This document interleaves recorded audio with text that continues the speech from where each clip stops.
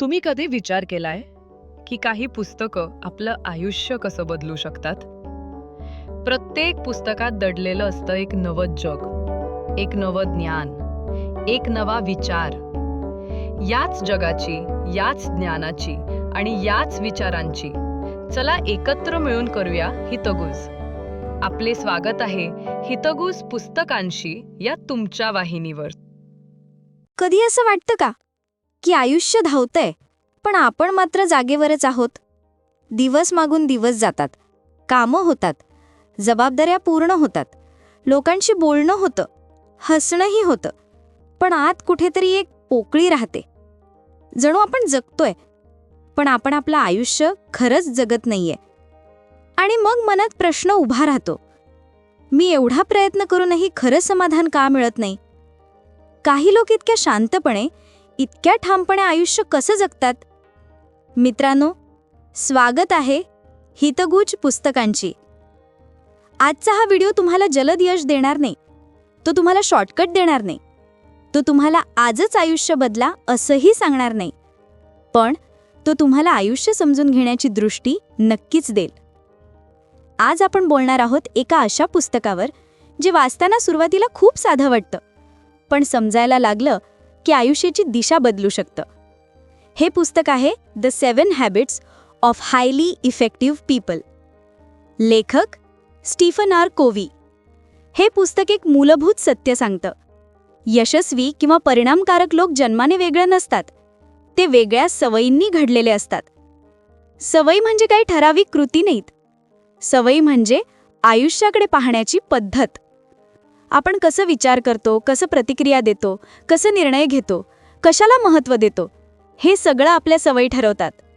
आणि या सवयी हळूहळू आपलं संपूर्ण आयुष्य घडवतात. स्टीफन कोव्ही या 7 सवयींना 3 टप्प्यांत विभागतो. आतून बाहेर जाणारा प्रवास, सुरुवात स्वतःपासून, मग नात्यांपर्यंत आणि शेवटी आयुष्यभर टिकणाऱ्या संतुलनापर्यंत.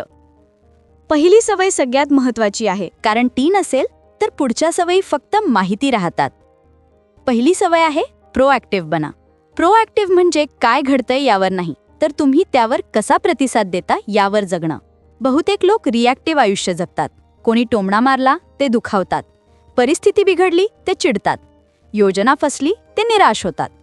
त्यांचं आयुष्य बाहेरच्या गोष्टी ठरवतात. पण प्रोॲक्टिव्ह माणूस थोडा थांबतो. तो स्वतःला विचारतो, या परिस्थितीत माझा निर्णय काय असणार? स्टीफन कोव्ही सांगतो, परिस्थिती आणि प्रतिक्रिया यांच्यामध्ये एक मोकळी जागा असते. त्या जागेत आपली स्वातंत्र्य असते. आपण चिडू शकतो, आपण शांत राहू शकतो, आपण दोष देऊ शकतो किंवा जबाबदारी घेऊ शकतो. प्रोॲक्टिव्ह होणं म्हणजे सगळं आपल्या हातात आहे असं मानणं नाही. प्रोॲक्टिव्ह होणं म्हणजे आपल्या निवडी आपल्या हातात आहेत हे ओळखणं. दुसरी सवय आहे शेवट डोळ्यासमोर ठेवून सुरुवात करा. आपण रोज काहीतरी करतो, पण फार थोडे लोक स्वतःला हा प्रश्न विचारतात, मी कुठे पोहोचायचे आहे? आयुष्य म्हणजे एक प्रवास आहे, पण दिशा ठरलेली नसेल तर प्रवास थकवतो. स्टीफन कोव्ही एक खोल प्रश्न विचारतो, तुम्ही जेव्हा आयुष्याच्या शेवटी पोहोचाल तेव्हा लोकांनी तुम्हाला कशासाठी आठवावं? हा प्रश्न अस्वस्थ करतो, पण तोच प्रश्न आयुष्याला अर्थ देतो. कारण जेव्हा शेवट स्पष्ट असतो तेव्हा आजचे निर्णय सोपे होतात. तुम्ही कोणत्या गोष्टींना होकार द्यायचा आणि कोणत्या गोष्टींना नकार द्यायचा हे कळायला लागतं. परिणामकारक लोक आयुष्य योगायोगावर सोडत नाहीत. ते आधी मूल्य ठरवतात, मग कृती करतात. तिसरी सवय आहे महत्त्वाच्या गोष्टी आधी करा. आपण म्हणतो माझ्याकडे वेळच नाही, पण खरं सांगायचं तर आपल्याला वेळ कमी पडत नाही, आपण महत्त्व चुकीचं ठरवतो. आपण तातडीच्या गोष्टींमध्ये अडकतो. फोन, मेसेज, लोकांचे आग्रह, दैनंदिन धावपळ. पण ज्या गोष्टी खरंच आयुष्य घडवतात, आरोग्य, नातेसंबंध, शिकणं, स्वतःसाठी वेळ, त्या मागे पडतात. स्टीफन कोव्ही सांगतो, परिणामकारक लोक वेळेवर नाही मूल्यावर जगतात. ते विचारतात, हे काम महत्त्वाचं आहे का? फक्त तातडीचं आहे का हा प्रश्न ते विचारत नाहीत. चौथी सवय आहे विन विन विचार करा. आपण आयुष्याला स्पर्धा समजतो. मी पुढे गेलो तर तो मागे राहील, माझं झालं तर दुसऱ्याचं होणार नाही.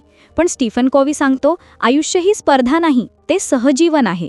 विन विन म्हणजे दोघांचाही सन्मान राखून उपाय शोधणं.